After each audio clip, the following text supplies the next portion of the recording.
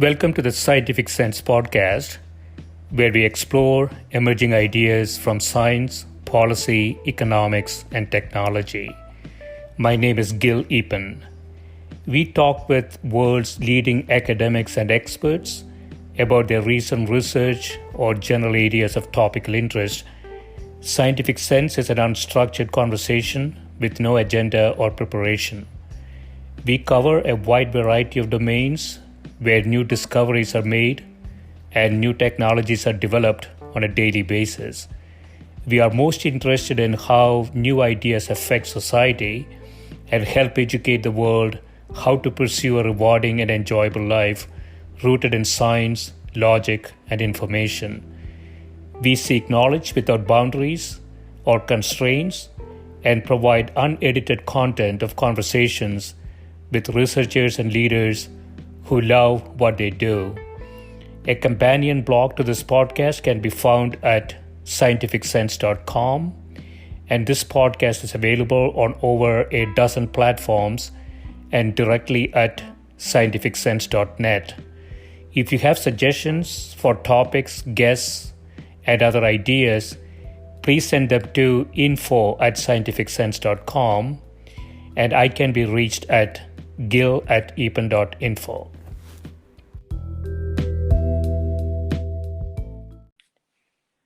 My guest today is Professor Macis, who is Professor of Economics at Johns Hopkins University. His research interests include how economic incentives interact with psychological factors and social norms to drive individual behavior and policy-relevant outcomes. In particular, he studies the role of incentives in shaping pro-social behavior and attitudes toward morally controversial exchanges. Recently, these two lines of work converged into a research agenda aimed at understanding what determines social support for market-based solutions to social problems. Welcome, Mario. Hi, Gil. It's good to be with you. I want to start with one of your papers entitled Economic Rewards to Motivate Blood Donations, in which you say the position and guidelines of the World Health Organization's WHO and several national blood collection agencies for nearly 40 years have been based on the view that offering economic incentives to blood donors is detrimental to the quantity and safety of the blood supply.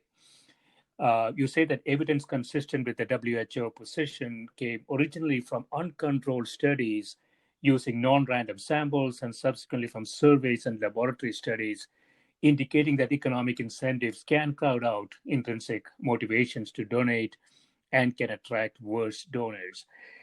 So there are two problems here, Mario. One is how WHO reached those conclusions in terms of whether incentives are a bad thing or not, or good thing or not, and the overarching concern.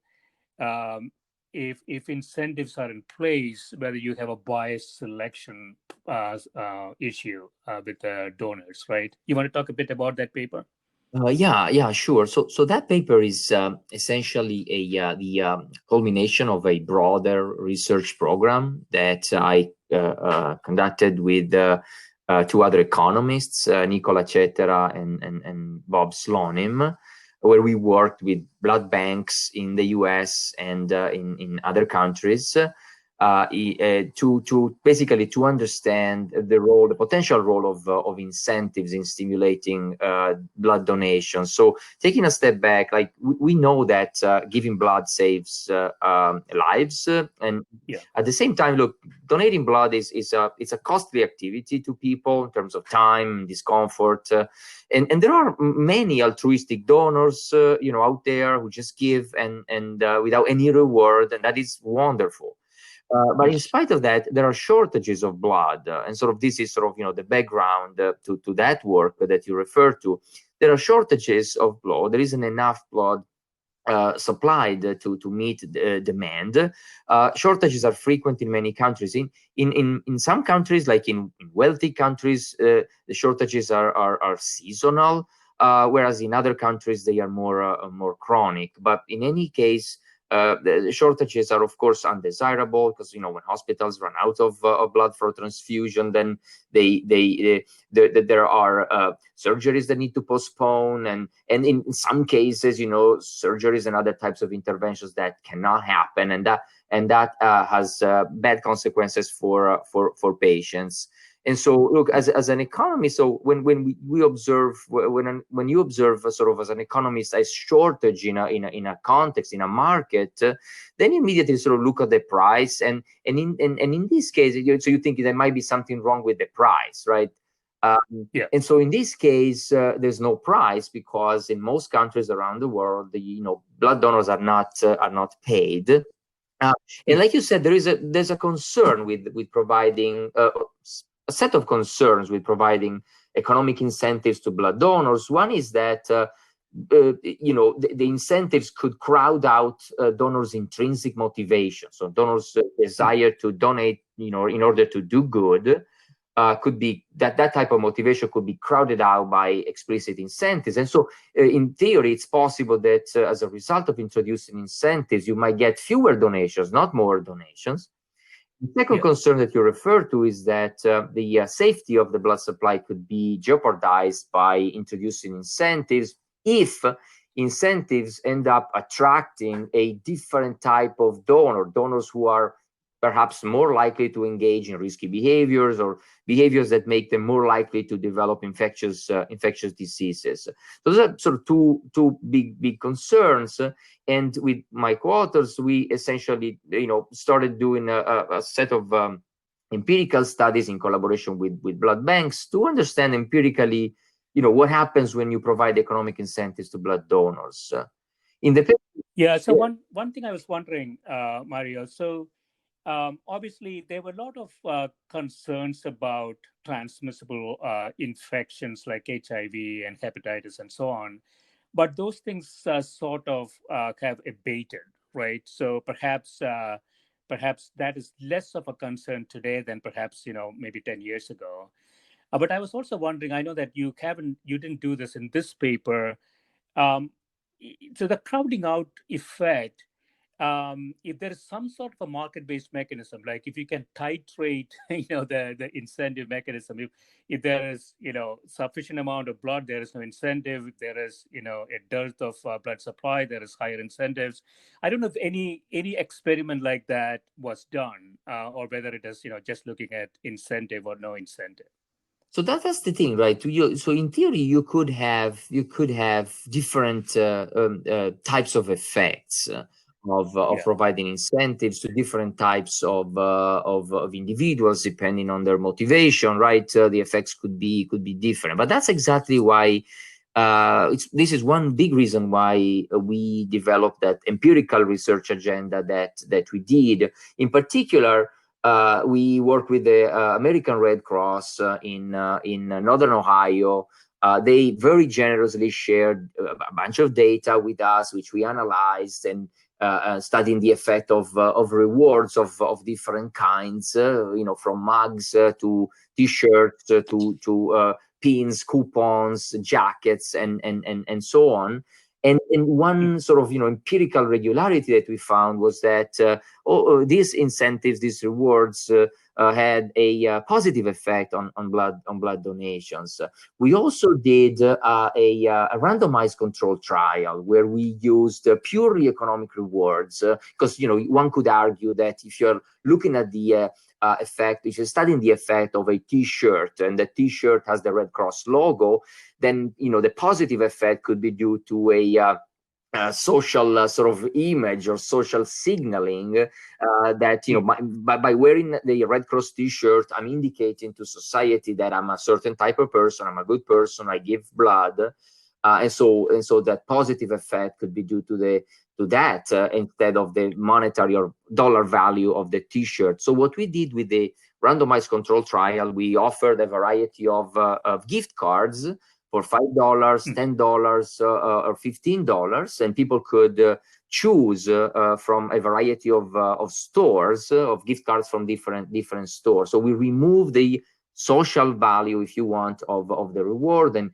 focused only on a purely economical type of reward. But again, we found similar positive effects of gift cards on blood donation, and the effects were increasing in the value of the gift card. So the $15 gift card had a larger effect than the $10 and than the $5 gift card. And also, coming to your question about the heterogeneity, the different types of people, different types of donors potentially reacting in different ways. We didn't actually find that. We found that the positive effects sort of, we found them across the board, like for younger donors, older donors, more frequent donors, less frequent donors. So we weren't able to really identify any donor category that did not show an increased propensity to donate blood in response to the economic rewards. Yeah, that is really interesting. So this is a large study, Mario. So this is a field experiment, another one of your papers in Northern Ohio, like you said, almost 100,000 blood donors. So it's a fairly large study. And so if we are finding, sort of a binary observation that some people can be incentivized to provide blood and some don't need those incentives. I didn't know these numbers. You say in the paper, the volunteer time in the United States, estimated value of volunteer time on all activities, about 240 billion. 27% of Americans volunteer with formal organizations for a total of about 8 billion hours per year. And so there's a very active non-incentive based volunteer activity happening in the US. And so the blood donor problem specifically, what you're saying, if I understand it correctly, Mario, is that you find a positive effect of providing incentives, but whether the type of incentives or the quantity of the incentives don't seem to have that much of a relationship. So yeah, we did do that large scale randomized control study that you have referred to. Another finding from the study, by the way, is that we had a measure of the quality of the blood collected, a proxy for the quality of the blood collected, which was the percentage of donors presenting to donate that were deferred. They were not. So whose blood could not be or was not collected because those donors presented some risk factors. That proportion fluctuates between 10, 13, 15% normally, and we did not find any relationship, any effect of the incentives on that proportion, the proportion of donors who are ineligible to donate, which was our proxy for the quality of the blood supply. And so from that finding, that finding suggests that the concern that incentives attract the wrong type of donor, that there isn't a lot of empirical support for at least not in our data for that claim. Another important finding was that there was a little bit of a intertemporal, what we call intertemporal sort of substitution. Essentially, in part, the positive effect of the incentives, so the incentives increased donations at the drives where they were offered. In part, that increase was due to some donors donating there at that time when the incentive was offered, instead of at some point in the future. So we basically, the incentives shifted donations away from the future and into sort of the present at the time when incentives were offered. So this type of intertemporal substitution is potentially useful because, as I mentioned earlier, in the US specifically, blood shortages tend to be seasonal. Like around the holidays, blood banks find it harder to recruit donors and collect blood around holidays like Thanksgiving, Christmas, in the summer. And so if incentives can be used to again, induce people to donate when at times of the year when donations are more needed instead of when they are more abundant, then that's an additional way in which incentives can provide social value. And so to go back to the initial paper, you started asking me about a paper that my co-authors and I published in Science, where we summarize the available evidence at the time. So it's not just our papers. There's like now a body of evidence that has looked at blood donor incentives in multiple countries and of many different types that all seem to point to, you can actually use incentives in a way that is not incompatible with altruism, and that can actually reinforce donors, intrinsic motivation to do good. So that's sort of, the lesson that we sort of drew from the available evidence in that paper. So in general, this appears to be a good thing, both in terms of willingness to donate blood, as well as the intertemporal substitution that you talked about. Indicate that when there is scarcity of blood, if you provide incentives, you will get a blood donation, and there doesn't appear to be, this concern that people who donate blood with incentives, may have issues, and so you have that bias selection problem that doesn't appear to be there. You said, maybe 40 years ago, this would have been a bigger concern compared to today, because today we've got a lot, the technology has gotten so much better at identifying sort of, contaminated blood, so to speak. Right. Yeah, I want to jump into another paper, Understanding Societal Support for Voluntary Compensation to Plasma Donors in Canada. So, in which this paper, you say examples of transactions that raise or have raised moral concerns, often leading to the prohibition, including prostitution, same-sex marriage, and other type of things, markets for human organs for transplantation. We'll talk about kidneys in a later paper here. All of those issues, so you have some observations here. You have 3 different countries that you're looking at: Canada, United States, and Australia.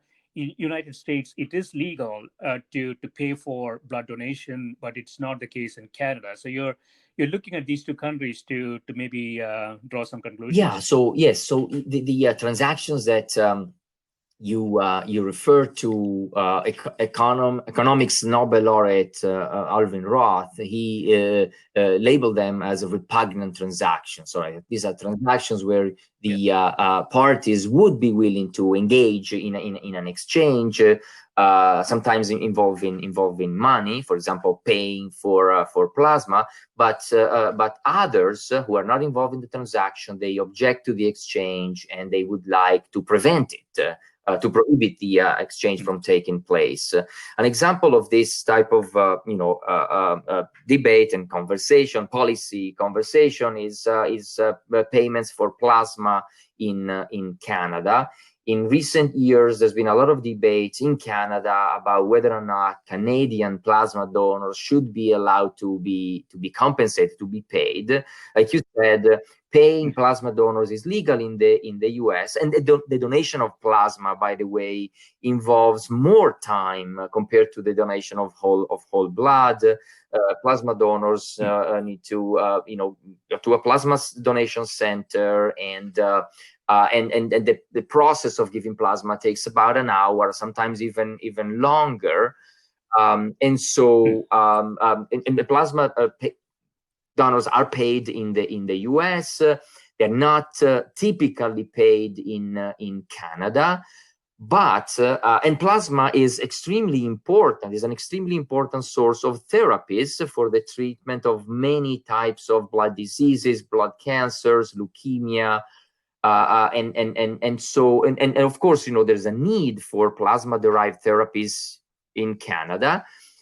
Turns out that there isn't enough plasma being collected in Canada to satisfy the demand for those plasma-derived therapies for Canadian patients. And what happens is that Canada relies heavily And so does Australia, by the way, where again plasma donor payments are prohibited. But those countries rely on imported plasma from the U.S. and therefore from paid U.S.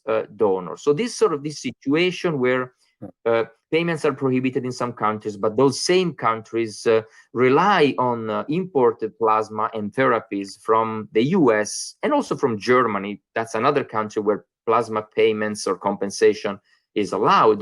That prompted the study of Canadians that you referred to. So the broad question that we had was, what do Canadians think about paying plasma donors? Do they think that the plasma donors should not be paid, that it's immoral, that it's unethical to pay plasma donors in general? Or are they fine with American donors being paid, but Canadian donors should not be paid? So we wanted to, given the policy conversation in Canada, given that many provinces and also the central government was considering passing legislation, and in some cases passed legislation that prohibited plasma donor compensation, we wanted to understand, what Canadian citizens thought about those issues. And so that was sort of the motivation for the study. And there are no recent changes in those policies, right? Those policies have been in existence for a long time, both in those Canadian provinces as well as in the United States. There have been some. So yeah, that's right. In the United States, the policy has been in place for a long time. Oh, and by the way, like as I mentioned earlier, the U.S. The plasma collections are very robust. The plasma industry is robust, and the U.S. is a big exporter of plasma. I might forget the exact figure, but I believe that about 1.6, 1.8% of U.S. exports are plasma products exports. It's a very big proportion. And many countries, again, around the world rely on, and many patients around the world rely on plasma and plasma therapies from the U.S. So your survey here is basically getting to sort of a 2x2 matrix. How do you feel about the Canadian policy? How do you feel about essentially importing from the United States, where it is legal to pay for plasma donors?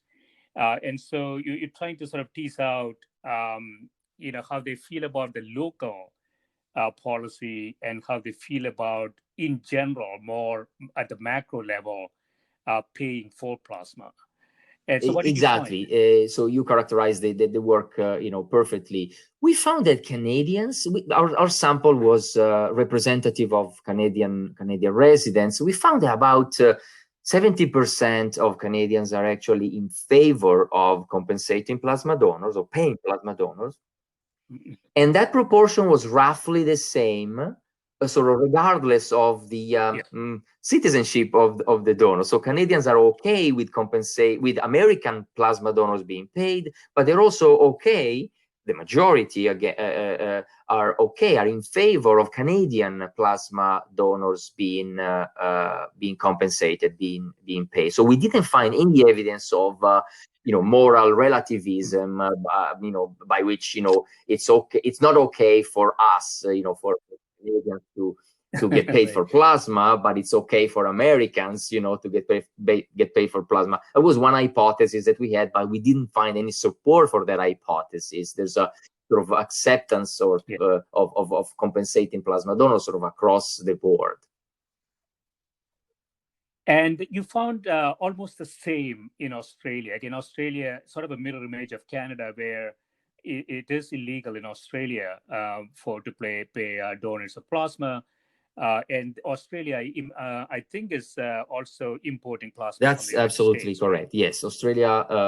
In Australia, it is illegal to pay plasma donors, and Australia also relies on imported plasma from the US for their plasma therapies, plasma to produce therapies.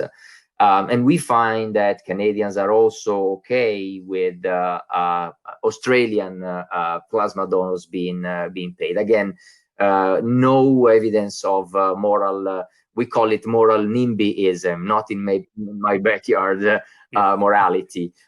We don't find any evidence of that in the case of Australia. Okay, and so if I understand these numbers correctly, Mario, what you're saying is that about 3/4 of the population, regardless of their location, policy, etc., feel it's okay to pay donors for plasma for plasma donors, and a quarter approximately don't believe it's the right thing to do. Now, like we discussed before, I guess we haven't really dug into, uh, the different types of compensation. So one thing I was thinking about is, how do they feel about just reimbursing the cost to the donor? So as you said, the plasma donation takes longer. So somebody taking time off work, transportation, and so on, that is not really really paying for plasma, but really compensating the donor for the cost they're incurring in the process. I don't know if there was any sense of any information from the study not on that. specifically from our Canada study. There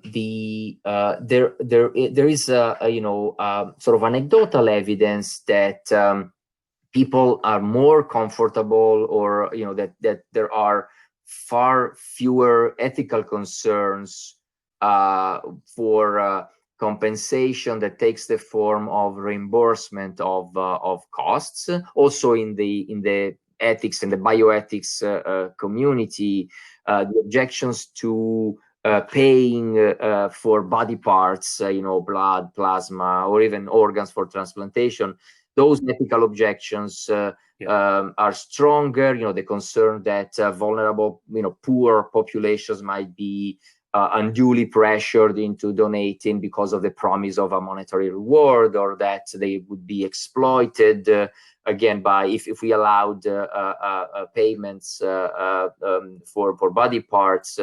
Those concerns tend to be less strong or absent altogether when compensation is a reimbursement for costs. Like even again in the bioethics community, there's a widespread consensus, I would say, that nobody should be made financially worse off from an act of altruism, from the act of donating, say, a kidney or even plasma or blood. That nobody should be made worse off.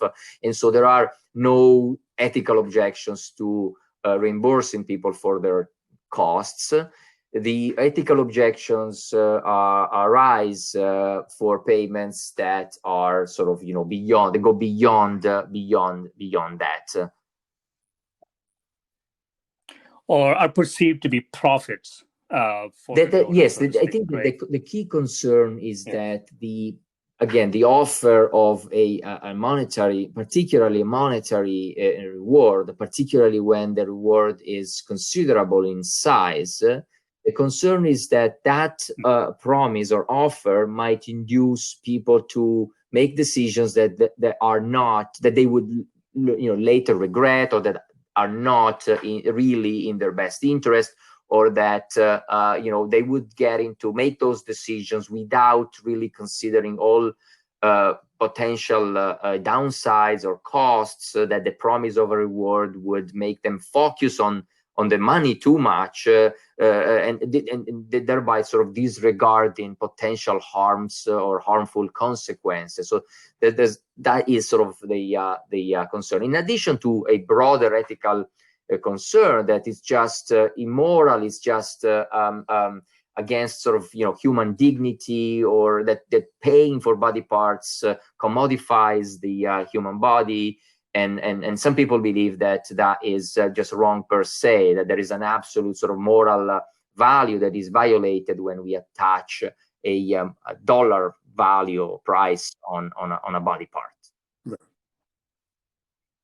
Yeah. So another interesting result here.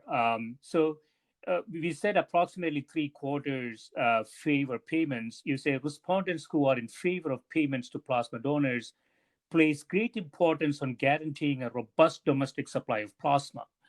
Now, I think I don't have it in front of me.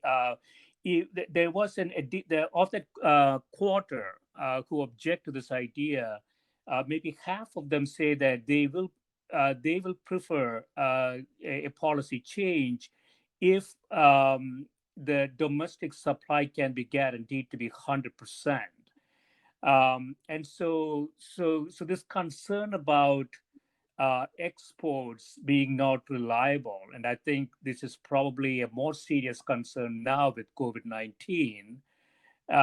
It seems to push the quarter who say they're not in favor in the other direction. No, that's a great point and question. So you're right. COVID-19 has sort of exposed the fragility of global supply chains, and in fact, in our paper, which preceded COVID-19, one of the concerns that the Canadian respondents seemed to have was this of guaranteeing a sufficient domestic supply, without relying excessively on imports. And you did, So we mentioned earlier that about 70-something% of the respondents were in favor of compensating donors, with the remaining 25-30% being against. And of those who were against, we studied the reasons for their opposition.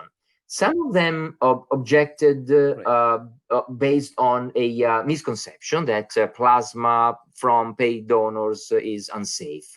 The past 20 years, there have been in the US, with paid plasma donors, there have been no incidents of contaminated plasma, and to a large extent, this is because of regulation, of course, but also because of technological advances in the way in which donated plasma gets screened, donors get screened, and the plasma gets tested and essentially cleaned. There's a process through which infectious agents that might be in the plasma get essentially killed.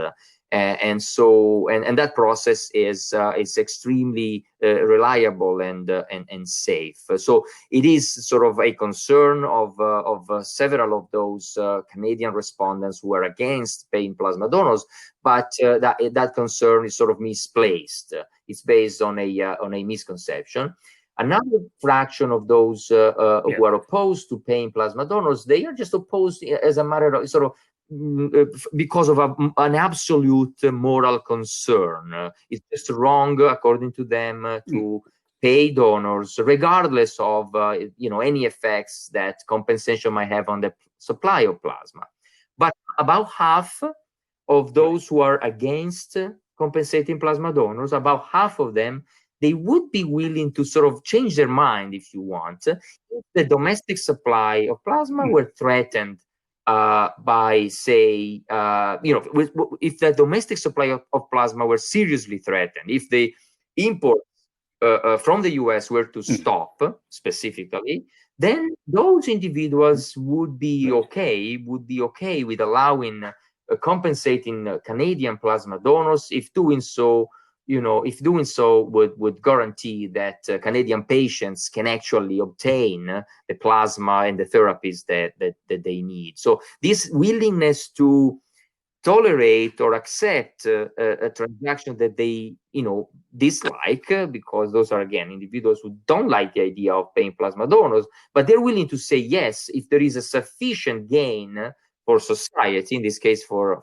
patients. That was one interesting finding from our study, that the opposition for half of those who are against is not absolute in nature, but it can be sort of relaxed if there is a sufficient societal gain to sort of compensate, right? To compensate for allowing an exchange that they dislike. Yeah, so that's interesting, Mario. So you mentioned before there is no evidence for moral relativism. That is true for three-quarters of the population, but the remaining quarter, you say half of them is really indicating sort of a moral relativism, right? Meaning, yeah, I will change my mind if there is a problem of supply. So 10-15% of them are really practicing moral Well, I'm not relativism. sure Have that I I would understanding it? characterize that as moral relativism. There are competing values, right? And in ethics, just like in economics, Okay. there are trade-offs. In ethics, the things are similar because, on the one hand, you've got this, again, reasons to oppose paying plasma donors. But on the other hand, you've got patients who rely on plasma therapies. And so for this, 15% of individuals, the balance between these competing interests shifts when the supply of plasma is seriously threatened. And so yes, in a way, so yes, they are willing to make a trade-off between competing values. That's how I would phrase this. Yeah, it could also be sort of an efficiency argument, meaning I'm okay if things are, sort of in steady state, and I don't want to, really kind of rock the boat. But if there is a supply problem, then I'm willing to Yes, consider that's a right. change in the That's a good way policy. to put it. Yeah, yeah. I want to jump into another paper. Clearly, giving blood and giving plasma is one thing. Giving a body part is another, because the cost related to that is potentially a lot higher. So you have this paper entitled "Paying for Kidneys: A Randomized Survey and Choice Experiment," in which you look at 2,700 or so U.S. residents to study preferences for legalizing payments to kidney donors. And you say that we found strong polarization with many participants supporting or opposing payments, regardless of potential transplant gain. So, want to talk a That bit about paper that? is again part of a broader research agenda with two economists again, Julio Elias, who's an economist in Buenos Aires, and Nicola Cetera, who's also an economist at the University of Toronto.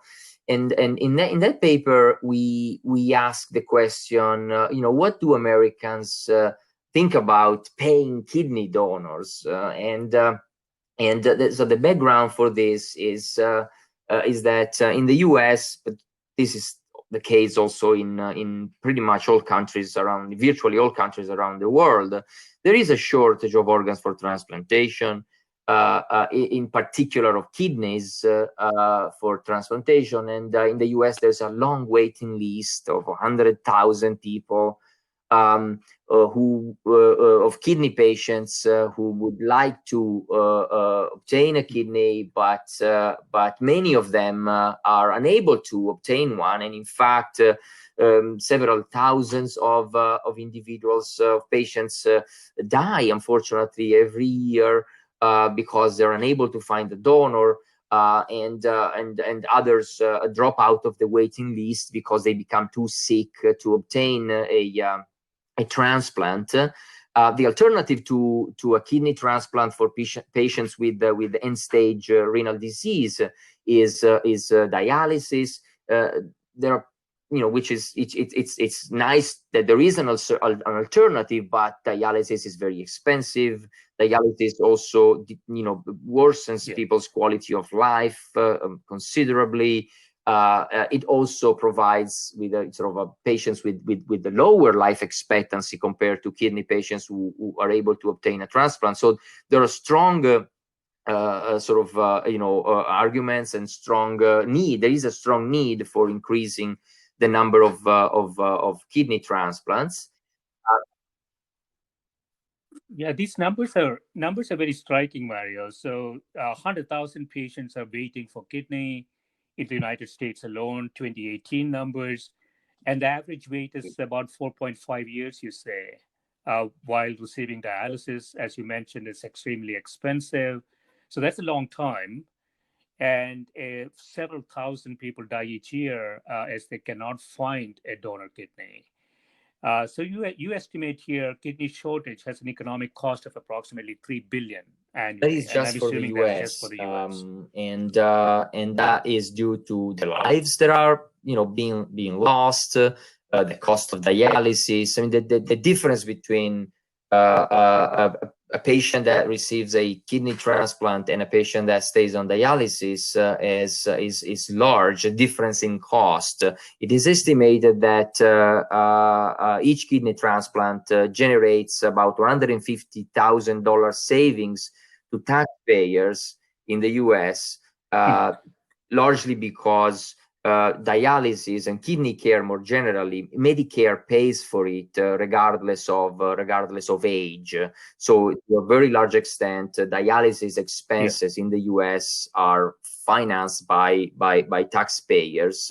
So in addition, to transplants, having more transplants would save lives, which is very desirable by itself. Of course, there are also financial benefits for society and for taxpayers in particular from increasing the number of transplants. Now, economists and other sort of have suggested that we should consider compensating kidney donors. There are estimates that suggest that particularly living kidney donors face substantial financial costs, direct and indirect, from the donation, between $20,000 and $40,000. Those are big costs for a donor. And again, there's consensus that nobody should be made financially worse off from a kidney donation. So in that paper, the paper that you are referring to, we're trying to understand Americans' attitudes towards paying kidney donors, and we essentially asked them, look, to consider hypothetical scenarios in which kidney donors receive payment. And if you ask me, to summarize the results or to give you the most important result, the first result that I would like to highlight from that paper is that there seems to be a substantial fraction of Americans who are in favor of paying kidney donors, regardless of about 50% would be in favor of compensating paying kidney donors, regardless of any effects on the supply of kidneys. For about 50% of our respondents, it is actually desirable that for kidney donors to get compensated. And then the fraction of respondents who are in favor of paying kidney donors increases as the hypothesized increase in the supply of kidneys increases. This is a result that is similar to the finding from the Canadian study, that when the gains from allowing a transaction are sufficiently large, then more people become in favor of making that transaction legal, of allowing that transaction to take place, even among those who initially were not so keen on the transaction, on making the transaction legal. When they get sufficiently large income. So would you say, Mario, that cohort of people are assuming that a payment is not going to substantially change the supply? So you say here 57% of the respondents would support paid donor system in case of no transplant gains, and about 70% would favor compensation when the system is assumed to satisfy 100% of demand. And so is there an implicit assumption here that the people who are opposing this believe that it wouldn't really matter? So it wouldn't really increase supply? The simple answer is we really don't have a good sense of the potential effect effect of introducing compensation for kidney donors. There are some studies that have looked at the effects of certain types of reimbursements. For example, reimbursements for travel expenses, lodging expenses. And those studies have found a positive effect. When you reimburse for those types of expenses, donations tend to go up. But there is no real world, empirical study of because it's prohibited, because it's illegal to pay kidney donors.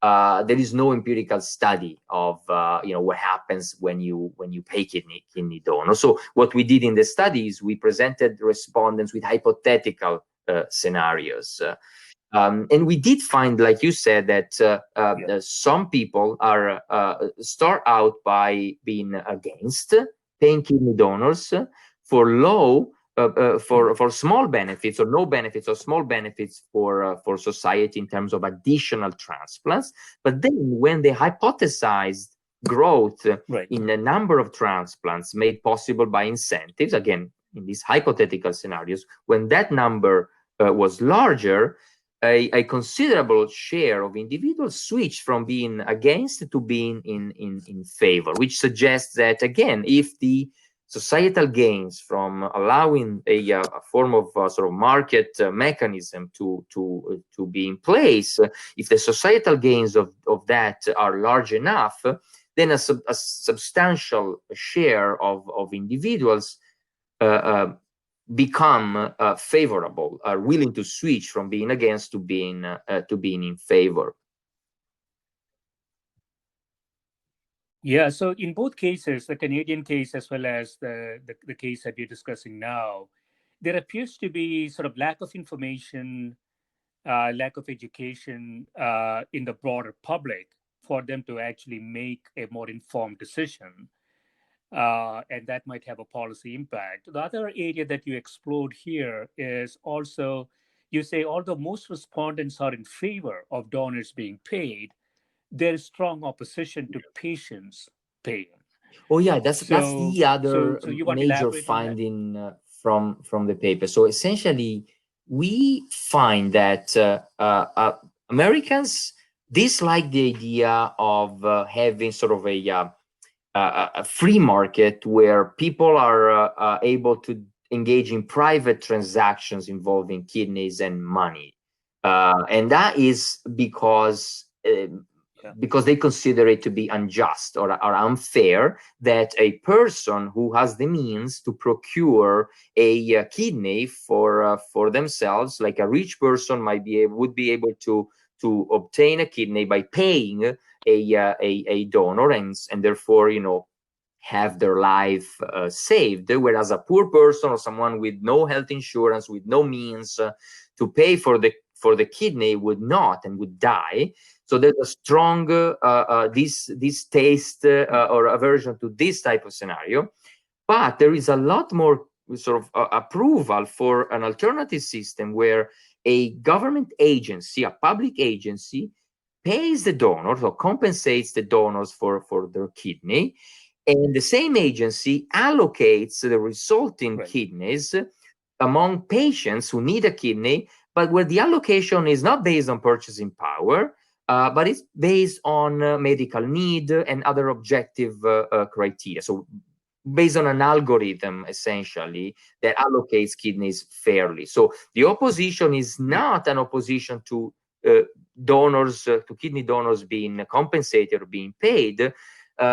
In large measure, the concern is that the rich will be able to obtain a kidney, whereas the poor would not. But if you arrange an institutional system, for example, in the paper we hypothesize a public agency, you sort of decouple the procurement from the allocation. So the public agency pays the donors and then allocates kidneys fairly. Then there's a lot more support among Americans for this type of system. Right. Yeah. So I was thinking about this, Mari. I want to get your perspective on it. And so what people are saying is that, yeah, so some sort of intermediary that is unbiased, like the government acquires and allocates, and it's okay for the government to pay for the kidneys. Um, uh, at the highest level, one could argue that acquisition and allocation may need to be separated, because allocation Correct. is more of a medical decision making process, which government may not have a lot of expertise in. But I could also argue that both acquisition and the pricing of a transaction, as well as allocation, could be completely done by algorithms, some sort of artificial intelligence driven algorithms, which could actually create an elastic price elasticity based pricing mechanism. As long as people are not involved, it might still work. I'm No, just that making a is statement, Mari. a I very just want to get your perspective intriguing, on it. idea. Like you said, we don't investigate that in our study. What I suspect is that an algorithm that sort of, if I understand your proposal sort of or suggestion correctly, that the algorithm would sort of obtain information from prospective donors and decide and identify a price that varies depending on the characteristics of the donor and willingness to accept, essentially. I suspect that some people might view this as unfair. That there would be a concern that poor people would obtain less compensation than richer people, which might introduce unfairness in the perception or in the system. Yeah. So what I mean is that, so there is a matching process you have to go through for kidneys. So assuming patient X requires a kidney, Oh, the algorithm can find the right match, and it can find the right amount of supply for that match, right? And that should set the price. So I'm not suggesting. So I'm agreeing with the population that says there has to be an intermediary that prices and acquires and allocates. But rather than the government doing it, I'm suggesting it is more intelligent central agency doing it. And if that is so, if it's driven by an algorithm, you can actually bring in some sort got of it. price That is elasticity based on fascinating. demand There and is a supply very as well. active, branch of economics, market design, that is has been working on algorithms and matching algorithms and allocation of scarce resources. Uh, Specifically kidneys, the kidney exchange program that was introduced by, among others, but Alvin Roth is an example of that. Although there are no prices in that, no monetary prices in that algorithm. I mean, this is sort of, I agree with you. It's sort of a new frontier, and it's not the necessarily obvious that algorithms are necessarily less biased than government agencies. Although one could design them in that way, but then the design of the algorithm would need to really be extremely careful in avoiding biases. Right, right. Yeah. We see a lot of problems today, right? And algorithms biases are its That's right. modelers biases, or the That's historical right. If the data it historical data consumed based to on which actually the make it algorithm, work, right? So learns and makes allocation decisions, if that data are themselves, the outcome of a biased, decision making process, then the algorithm will learn the wrong, the wrong, allocation rules. yeah. So if you look forward 4 or 5 years, You looked at Canada, Australia, and the United States. You looked at blood, plasma, and kidney, and possibly other things. Where do you think we will be in terms of a policy stance? It appears very different from country to country. I don't know what EU generally is doing in this area. I don't know what developing countries, policies are in this area. What's your general view as Yeah, to it's where countries are it's heading always in this difficult dimension? to make predictions, but my sense is that, like in the context of blood donation, that more and more blood banks are using several types of incentives, and they're framing them in a way that they are not perceived as payment, but in a way that reinforces their donors Mm. motivation. So you reward your donors instead of you pay your donors. It makes a big difference, the way in which rewards or incentives are presented. So and in the context of um, uh, organ donation, my sense is that societies, not just the US, but also other societies, are moving towards sort of recognizing that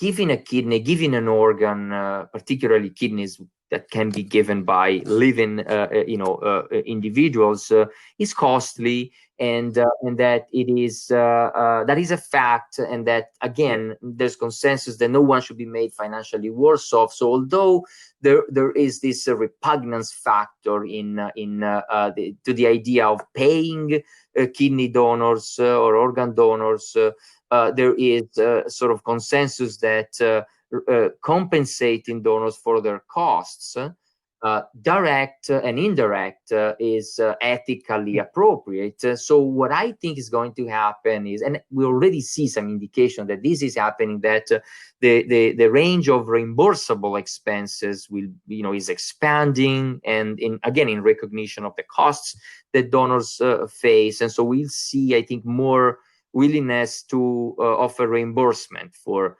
direct costs and indirect costs.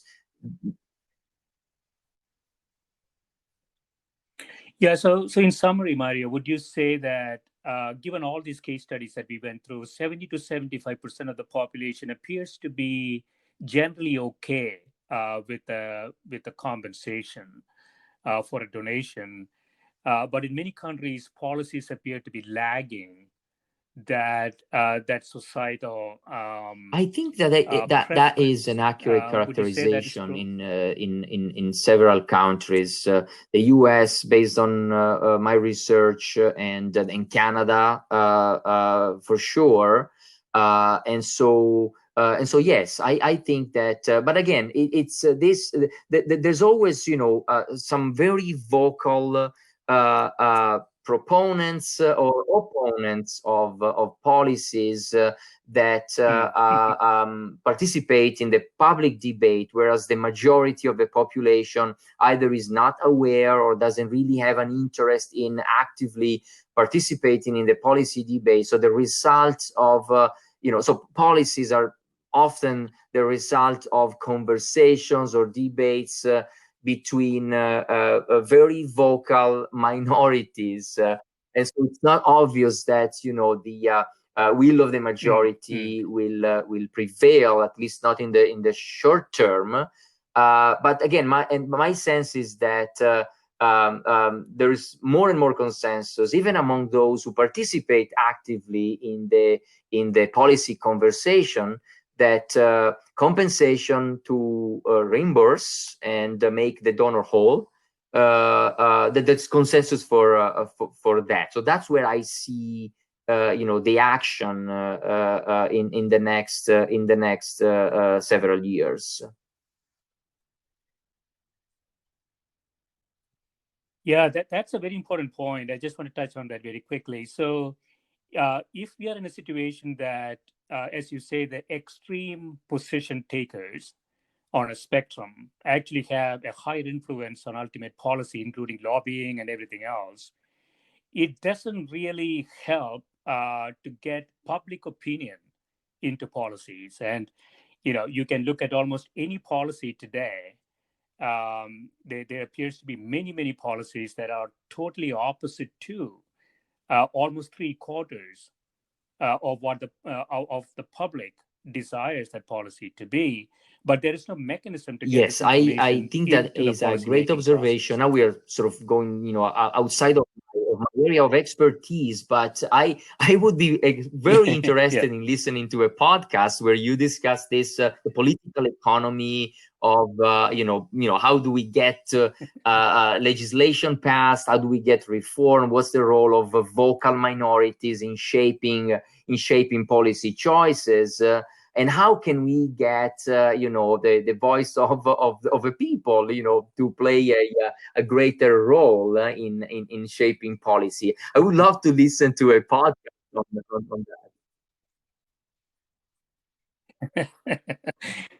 I'll work on that, Mario. Yeah, thanks so much for spending time with me on a weekend, and I really that. This was great. My appreciate this pleasure, research, and Gil. would love Thank to you do very everything that you much. do in this area. Thank you.